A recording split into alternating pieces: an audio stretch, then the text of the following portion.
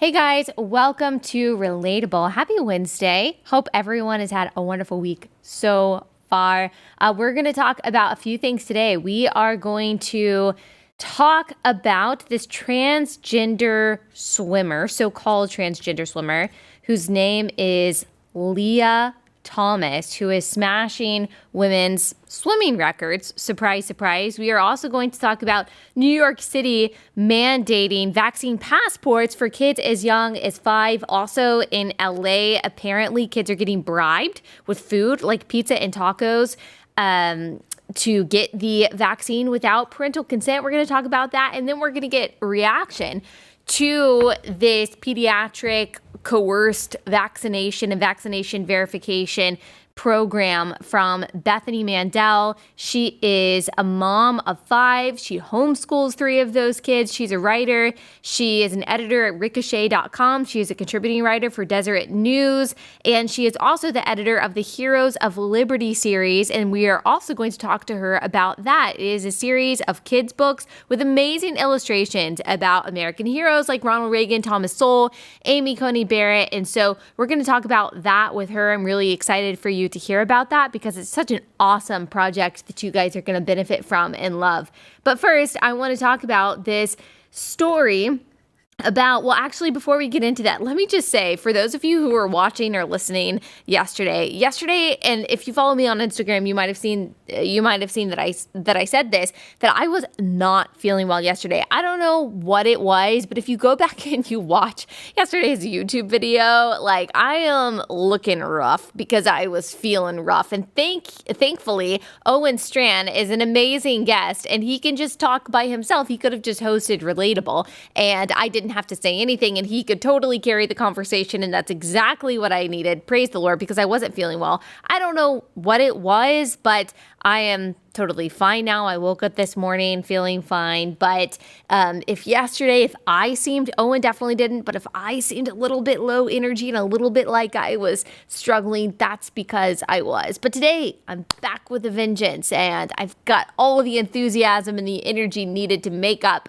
for yesterday. So let's talk about Leah Thomas, this transgender swimmer who, according to the Washington Times, is smashing women's records and is stoking outrage because of that. Now, let me make a note on pronouns.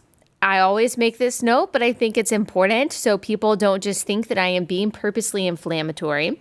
When I use he, him, his pronouns for a man, it is not because I'm trying to be purposely offensive. It's not because I want to make this person, Leah Thomas, angry or upset or self-conscious or anything like that. That is not my purpose. My purpose is to speak that which is true.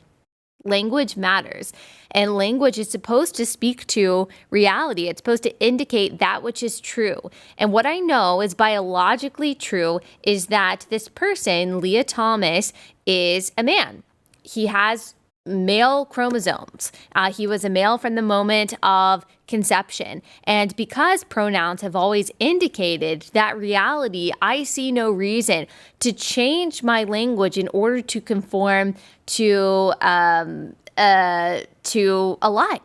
And because I believe it's so important, especially now, to live not by lies and to double down on that which is true while still trying to be as loving and as kind as possible, I will use he, him pronouns for men. And this person is, I don't even think it's accurate to say transgender, whatever that means, as if that was a possibility.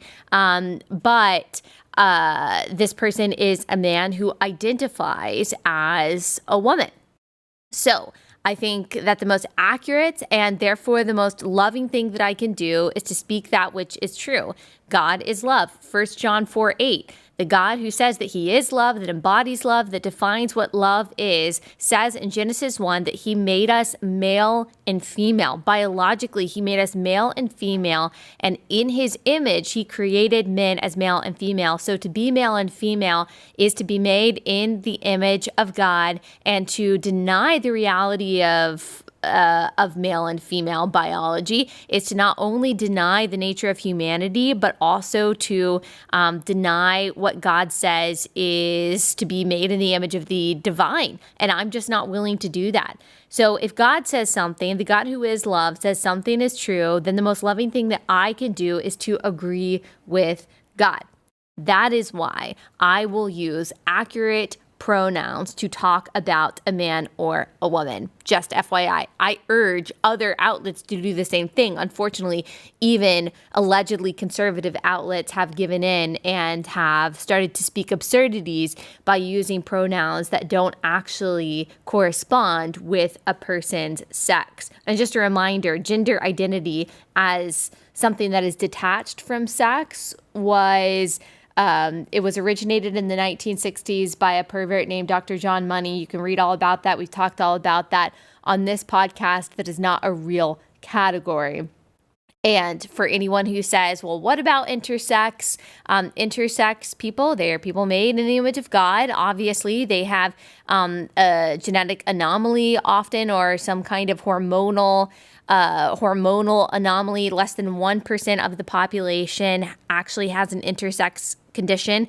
That does not rewrite the rule of male and female in the same way that there may be babies that are born with one arm or one leg. That doesn't mean that human beings aren't bipeds. So exceptions do not rewrite the rules. So that's what I'll say on that. All right, I had to give that preamble because you never know. This could be the first time you're listening to this podcast or hearing someone like me talk about the subject. So I wanted to try to give you a foundation for why I talk about this the way that I do. So again, according to the Washington Times, collegiate swimmer Leah Thomas is shattering women's swimming records this season, and critics say there's a reason. She, says the Washington Times. I hope someone from the Washington Times listening to this. Why are you giving it into the absurdity?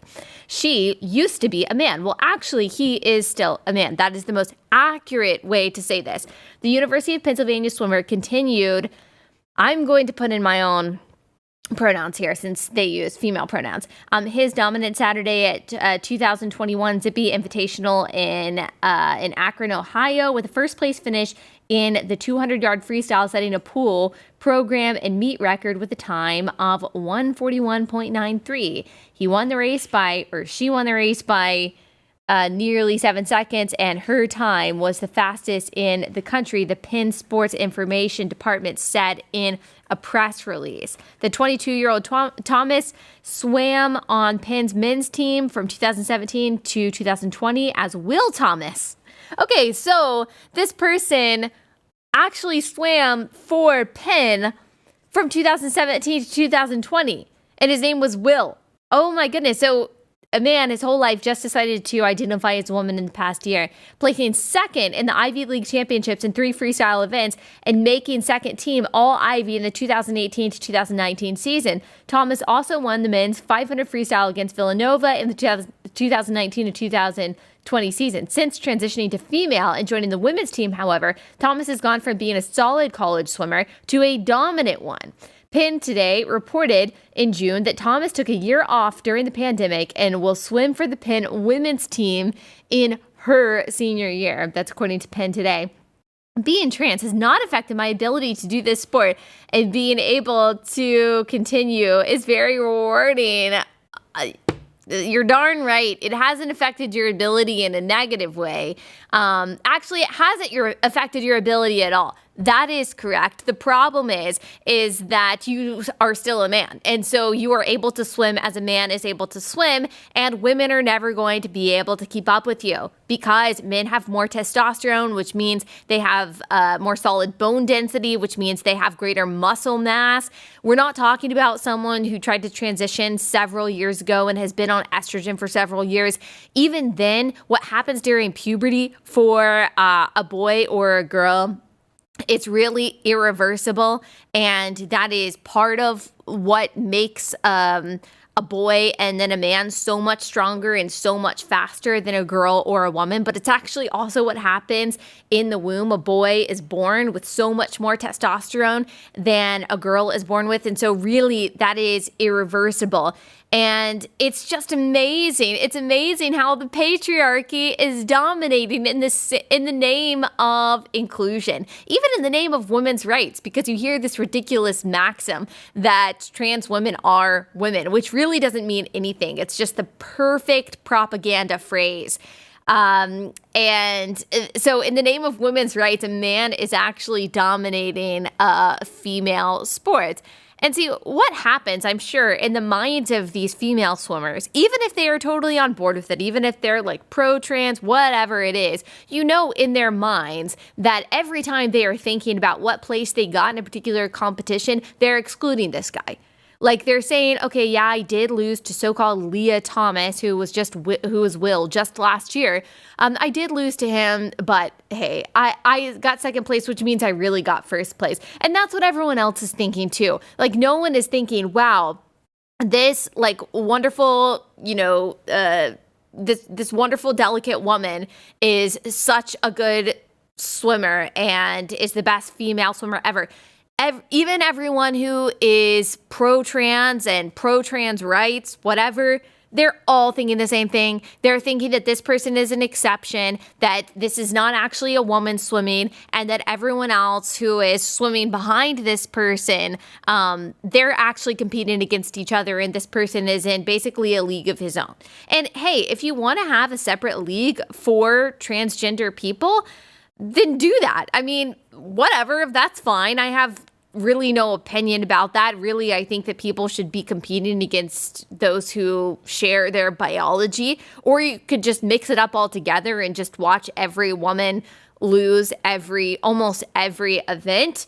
But this obviously is not fair, and it should not be a position of bigotry. You shouldn't be accused of being some kind of phobe for simply saying that you care about fairness in women's sports. Every time a man takes a position on a female sports team, you are taking that position away from a qualified woman. And if you actually care about equality, if you actually care about female success, then you should care about that. I mean, this is just absurd. It's just absurd. And anytime anyone on the left talks about people on the right not caring about truth or not caring about reality or just feeding into propaganda, I just want to remind you guys that you actually believe that a man can become a woman and can compete against women, and that's fair. I just want to remind you guys that that's like a position that you guys hold, and until you renounce that position, you don't have any moral foundation to stand on whatsoever to talk about the dangers of propaganda or misinformation. I mean, not to mention the million other things that we talked about on this podcast that I think is misinformation that comes from the progressive side of the aisle. We'll remind you in just a second of the Duke Law School study that we have cited in the past that talks about the incontrovertible differences between men and women. But first, I'm going to tell you guys about my sponsor for the day, my first sponsor for the day, and that is Cozy Earth. So Cozy Earth is an amazing brand of they've got sheets, but they've also got loungewear. I've got their sheets. I've got their loungewear. They sent me this outfit that's amazing. I love it. I was wearing the shirt all day yesterday because it is so comfortable. They've just got the most amazing material that they use to make their items, and I love Cozy Earth so much. All their stuff is made from super soft viscose, I think is how you pronounce it, from highly sustainable bamboo. Cozy Earth's bedding and loungewear are also temperature regulating, so you'll sleep comfortably year round. I actually did sleep in it last night, and it was very comfortable. Plus, with thousands of 5-star reviews, including mine, it is no wonder that Cozy Earth sheets have become the bedding of choice for interior designers and celebrities. Cozy Earth is so confident you'll love their products. You can try anything risk-free with their 100-night trial. If you don't love it, you can return it within 100 days for free. That is how sure they are that you will love their stuff. So this holiday season, give the gift that will be appreciated every single night and every day. If you're like me and you wear loungewear for most of your day, Cozy Earth bedding and loungewear. And now my audience can save 35% on Cozy Earth bedding and loungewear. Just go to cozyearth.com, enter my promo code Allie, that's ALLIE, save 35%. Hurry, go now. That's 35% off at cozyearth.com. Enter code Allie, cozyearth.com, code Allie.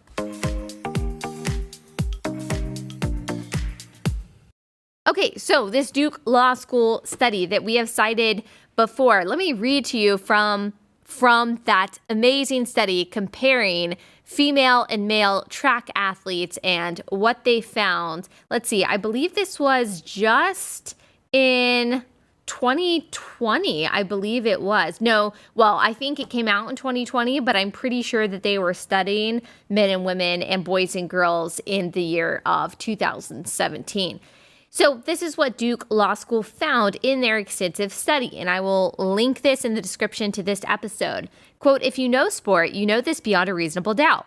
There is an average 10 to 12% performance gap between elite males and elite females. The gap is smaller between elite females and non-elite males, but it's still insurmountable, and that's what ultimately matters. So that is the conclusion, basically, to their study.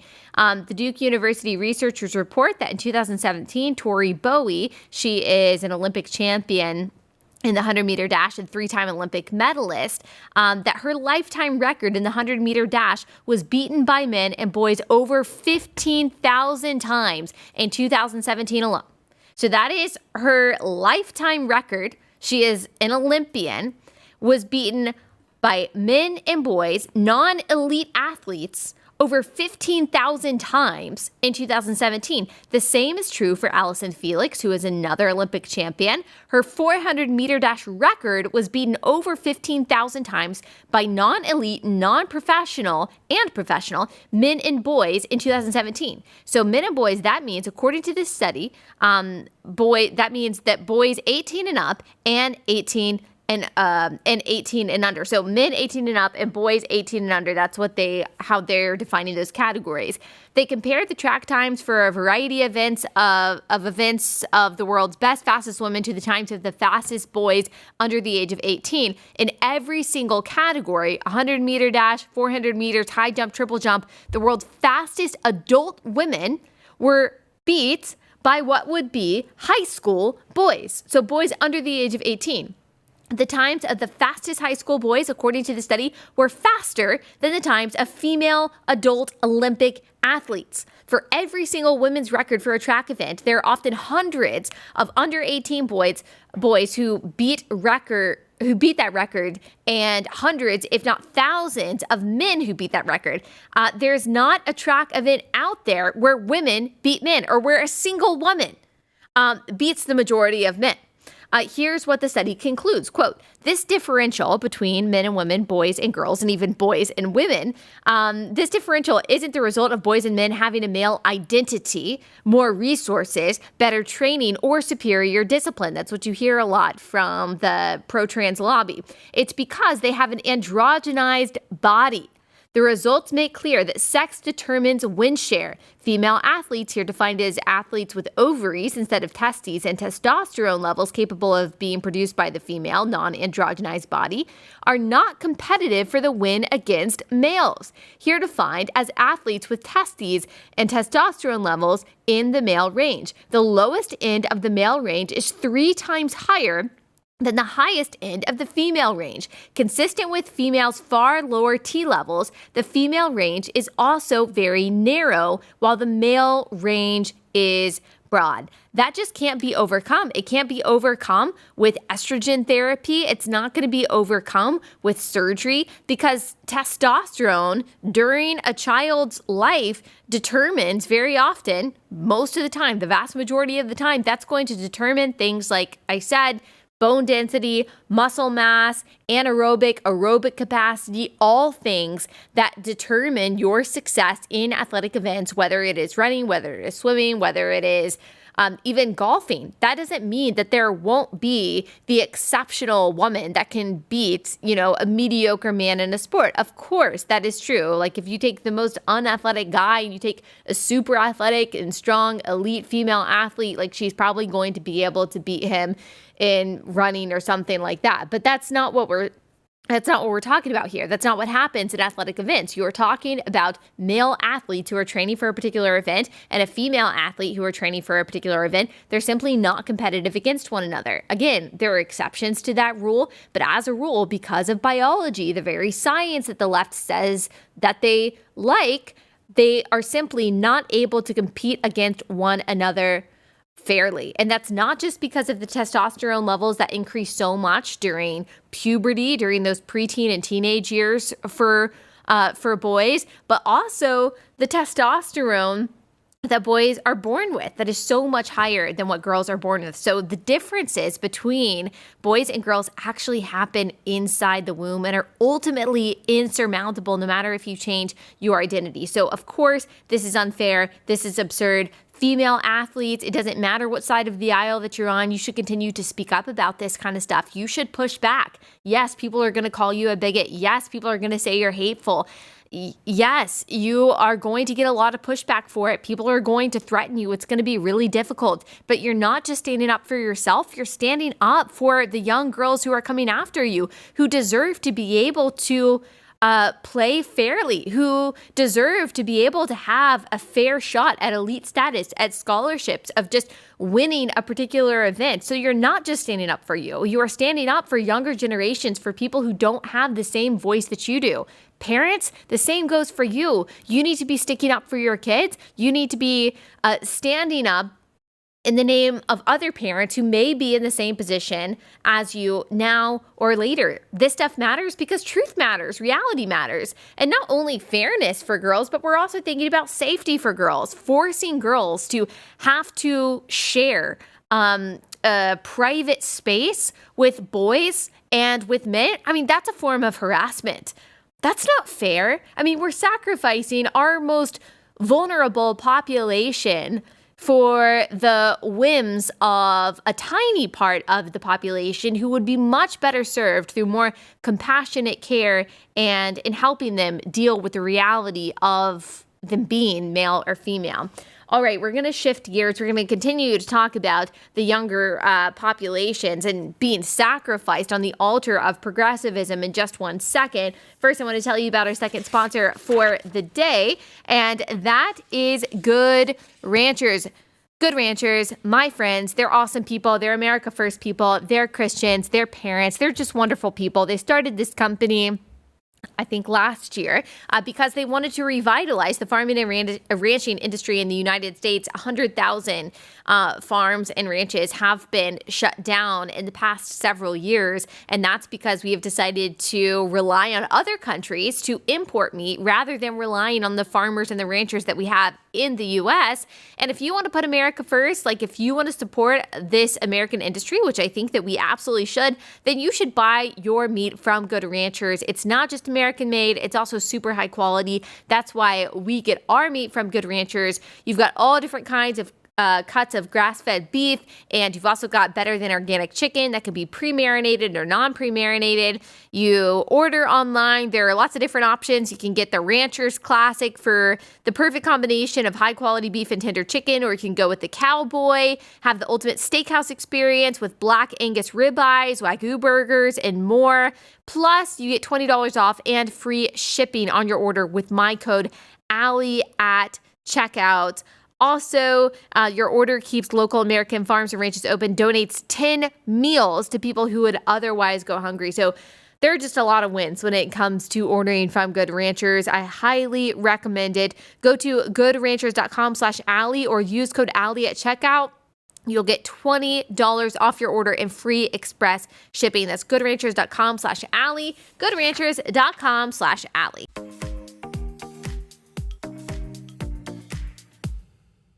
Okay, so let's talk about this ridiculous mandate in New York City. This is according to NBC New York. NYC vaccine requirement for kids ages 5 to 11 starts next week. What to know? So this is a la Bill de Blasio, world's worst mayor. And that's saying a lot in a world where Lori Lightfoot exists. But he is a terrible mayor. And you can ask the people of New York, they don't like him as a mayor. I mean, he's on his way out. And so maybe he has hopes for a political future, but he's just doing what he thinks he needs to do, I guess, to please the radical progressives in the city. So here's what he is doing, according to NBC New York. All private sector workers in New York City will be subject to the mayor's vaccine mandate starting December 27th, affecting 184,000 businesses, while vaccine proof for indoor dining, fitness, and entertainment will be required for children ages 5 to 11. I mean, how sad is this? That they're not going to be able, parents aren't going to be able to take their kids to all the places where they are typically able to take them to museums and places of entertainment and all of that, especially around Christmas time when kids ages 5 to 11 don't need this vaccine. Maybe there are some high-risk kids that do, and parents should be able to have that choice. I believe that parents love and know their children the best, but to have this be mandated, to have to show proof of vaccination for a 5-year-old who has almost no chance of dying from this disease or even getting serious illness from this disease, like, who are you protecting? If everyone else also has to have vaccine verification, so everywhere you're going, every adult is vaccinated, why do the kids have to be vaccinated? Who are you protecting? Is it just because there are some super scared and paranoid people that are still afraid that they're going to get this highly survivable virus from a kid? Is that where we are? We're seeing kids as these as just vectors of sickness, vectors of virus, and we are sacrificing them on the altar of our wants. This is the exact opposite of how we're supposed to be treating children, by the way. Like, we don't sacrifice the health of children or the well-being of children for the sake of the old and the infirm. I'm sorry, you just don't. That's not how you're supposed to structure society. And there are real potential side effects that come with this vaccine for children, especially for adolescents. There is risk of myocarditis. There are other unknown risks that we don't know, especially if you have a kid that maybe has a medical condition that puts them in a higher risk category for this particular vaccine. In no world should this be mandated for anyone, but in particular for children. Let me remind you that the American Academy of Pediatrics says that among states reporting, children were 0.00%. Did you hear that number? 0.00% to 0.28% of all COVID-19 deaths, and 6 states reported 0 child deaths, and states reporting 0.00% to 0.03% of all child COVID-19 cases resulted in death. Okay, so at most 0.03. Like, how can I emphasize this more than I have been for the past year? At most, your child has a 0.03% chance of dying from COVID. And probably the 0.3% of kids, this is people under the age of 18, that died from COVID, probably had a comorbidity. Now, all of those lives matter. 100%. We're not saying that they don't, but when we're talking about public policy that affects people, that affects people's lives and affects people's livelihoods, I mean, this is going to affect the businesses in New York City because parents just aren't going to do it. They're going to move out or they're just not going to comply. When you're talking about policy that affects people, you have to look at the numbers. You have to look at the likelihood. Your child is much more likely to die in a car wreck. Your child is about just as likely to die from a lightning strike or to be struck by lightning than they are to die from COVID. This is absurd. This is absurd. And I saw someone say online, this is just about keeping kids healthy. No, it's not. There's a real risk of adverse reactions to these vaccines for kids. And you're not protecting anyone. You're not protecting them, obviously, because they're already protected. And actually, according to the Financial Times, unvaccinated kids, unvaccinated people under the age of 17 are less likely to die than a fully vaccinated, whatever that means, since apparently you have to get 2 booster shots to be considered fully vaccinated. Spoiler alert, that's going to keep going on and on as long as it makes these vaccine distributors money, manufacturers money. But they are less likely to die from COVID, unvaccinated kids, than fully vaccinated 50-year-olds. And even people in their 40s who are fully vaccinated, in their 50s and 60s who are fully vaccinated, are more likely to die from COVID, which is still very unlikely, than the unvaccinated child. So this just makes no more sense. This is paranoia. We shouldn't be policy making based on paranoia. Again, for the very people who say that they care so much about the science, they care so much about truth and right-wing misinformation and propaganda. I'm sorry, you guys jumped the shark a long time ago. You guys stopped believing in real science a long time ago. When fear and paranoia is involved, that's when people stop actually caring about the facts. And when you have someone like Anthony Fauci saying that he is science and opposing him is opposing science itself, like he is some kind of source of all truth and reason, you know that this has become more of a religion for people than a pursuit of actual truth and good policy. I mean, this is insane. Sacrificing the young for the old, which, by the way, even trying to sacrifice the young for the old isn't going to work. Getting a kid vaccinated is not going to protect anyone. It's wrong. It's immoral. And I'm sad about this. I'm super sad about this for kids. I'm super sad about this for parents, for people who can't move out of New York. This is insane. Not to mention all of the insane things that are going on in the rest of the world, who are still trying to put onerous, draconian restrictions on their people who are vaccinated or unvaccinated in several countries. This is not about your health. How do you not see that by now? This is not about your health. There was this other story that I thought was just nightmarish coming out of Los Angeles. This mother, according to Fox News, said that her son was vaccinated in exchange for pizza without parental consent. So this is, that's what a Los Angeles mother said her 13-year-old son received as part of his school's COVID-19 vaccination incentive program. The transaction, however, allegedly happened without parental consent. The lady that gave him the shot and signed the paper told my son, "Please don't say anything. I don't want to get into trouble," said Maribel Duarte, who claimed her son was vaccinated without anyone informing her, according to a report. Duarte's son is a student at Barack Obama Global Prep Academy. Super fitting. The district would not confirm the incident or the details behind it, including what kind of pizza the student was supposedly offered or what pizzeria it came from.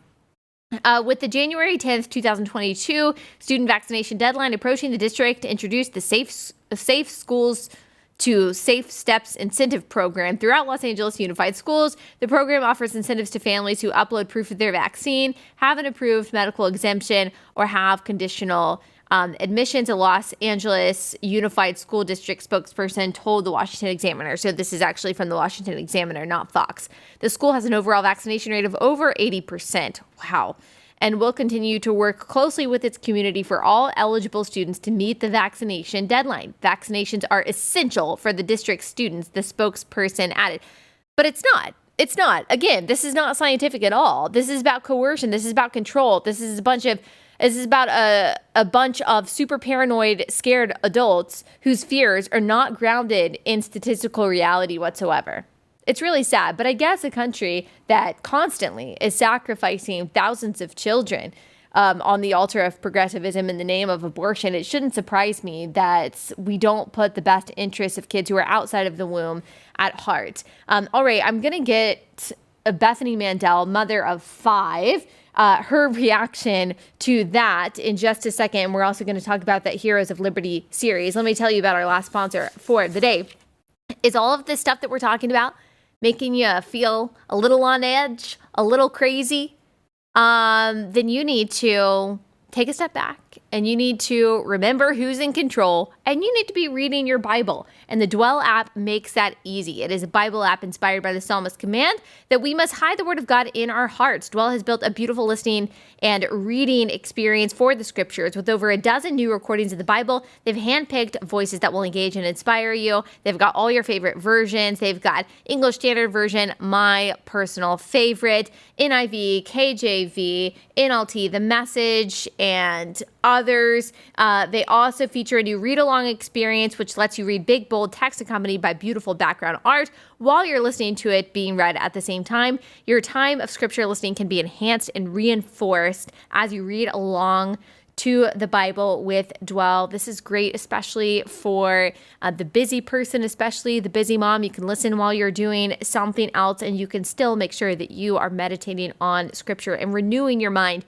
with God's word. So to get started with Dwell, go to dwellapp.io/relatable to get 10% off a yearly subscription or 33% off Dwell for life. That means 33% off. That is $50 off. So that's a really great deal. Visit dwellapp.io/relatable. Commit to scripture for the rest of this year or for life. dwellapp.io/relatable.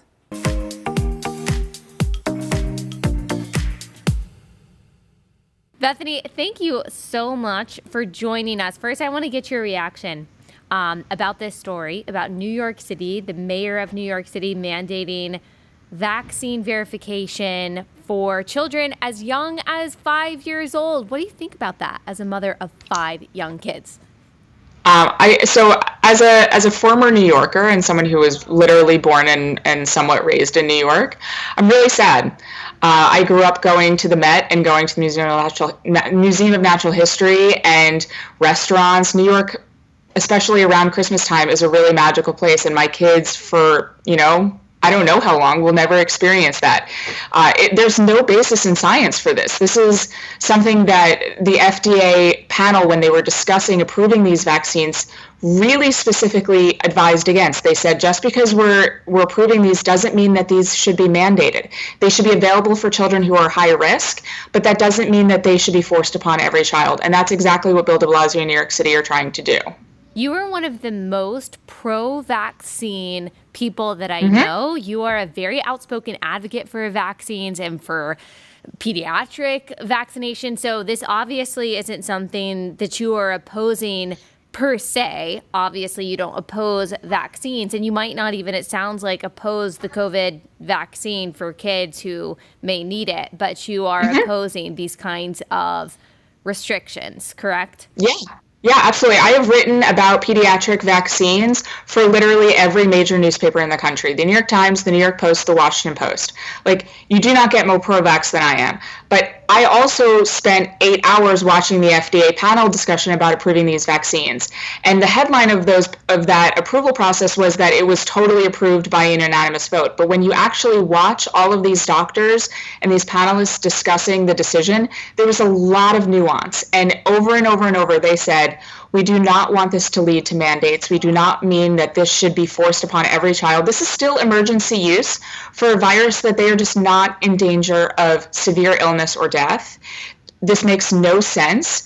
And now, over the last, I would say, couple months, we've seen a lot of data starting to roll in about what has happened with teen boys, specifically with heart conditions, with a swelling of the heart called myocarditis. And we're only seeing that data now, but they've been vaccinated for the last several months. And so, I mean, my perspective as a parent as well is, let's slow down a little bit and see what the data is. But Bill de Blasio and the people who are making these mandates also in San Francisco are not allowing parents the grace to wait for that data, which is a very pro-science position. Right. And we actually just talked about, not just in San Francisco, also in LA. Apparently, according to one mom, she says that her son was vaccinated in exchange for pizza and tacos without parental consent. And her son was actually vaccinated, not just bribed in this way, but kids came home with their little vaccine card showing their parent, hey, I've been vaccinated twice. and their parent didn't know. I mean, my thing is, are the teachers who are coercing and bribing these kids, are they going to be the ones to take the child to the doctor, to the hospital, if they do come down with something like myocarditis? They're not the ones that have to live with the potential risks of this. The parents do. So shouldn't they get a say in what kind of medical treatment or medical procedure their child undergoes?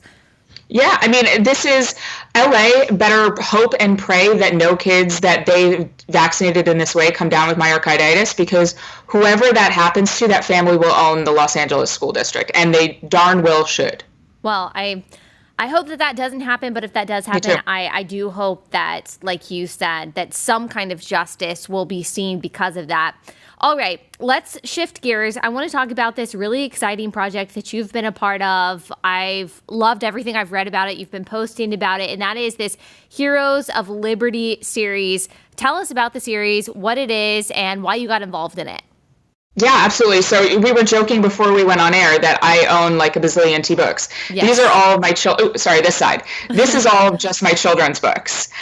So I am a huge fan of children's literature, and I think I'm an expert at this point. I've read all of those books a lot. This one. So when they contacted me, they said, we're developing this biographical book series for children, and about Amy Coney Barrett and Thomas Sowell and Ronald Reagan. And I was like, okay, that sounds interesting. Like, those are three interesting figures. But I was a little bit nervous about it being brainwashing. And so they said, that is not what this is. We're going to send you the books and tell us what you think. And I was so enthusiastic. They're so well illustrated. They're so well written. I immediately sort of jumped on board, and now I'm editing all of the future books, and I'm doing press for it as well because I'm really passionate about it.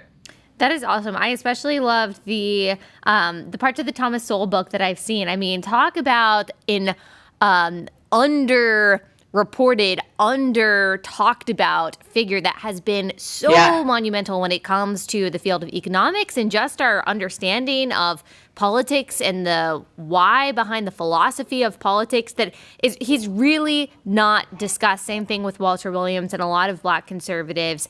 And so I love that you guys have provided the material for parents to teach their kids in a really fun and engaging way about people like him. I've also been told that there are never seen before illustrations of Alexander Hamilton that I think that we can pull up. Can you talk about that one? Can you talk about that particular book? Yeah. So it was interesting. When we were trying to find illustrators for these books, we approached the best illustrators in America, and they were all afraid of getting canceled after hearing some of the people that they would be potentially illustrating. And so they said, no, sorry, pass.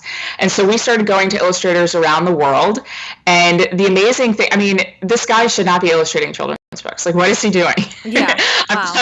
I'm not going to tell him to get another job because we really love him a lot. But it's just absolutely incredible. He does such incredible work. And this is something that I talk about. Yeah, they're really incredible. And so something that I talk about a lot is the most important thing in a children's book is not necessarily words, but it's the illustrations. And so I really loved that the folks who sort of founded Heroes of Liberty had the same perspective, and they were like, we are going to throw as much money as we need to into getting the best illustrators and the best illustrations, because that makes or breaks a children's book. I think a lot of parents are rightfully concerned, not just about the progressive brainwashing that they read in a lot of books that are just presenting ideas and moral values that they don't agree with, that they don't want to confuse their child with, but also the lack of creativity and imagination, originality, and,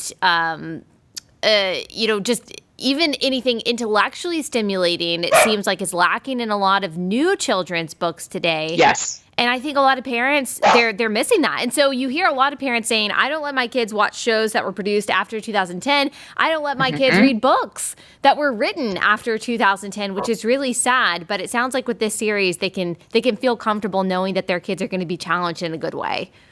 Yeah, and that's exactly it. I mean, when we were sort of reading through the books, I was like, oh, wow, these are actually advanced vocabulary. Yeah. Something that was interesting that I read about Alexander Hamilton sort of in my own research as we were doing these books is that when he went to Princeton, the requirements of getting into Princeton as an undergraduate are higher than they are now to graduate with a PhD from Princeton. Wow. It's crazy. That is crazy.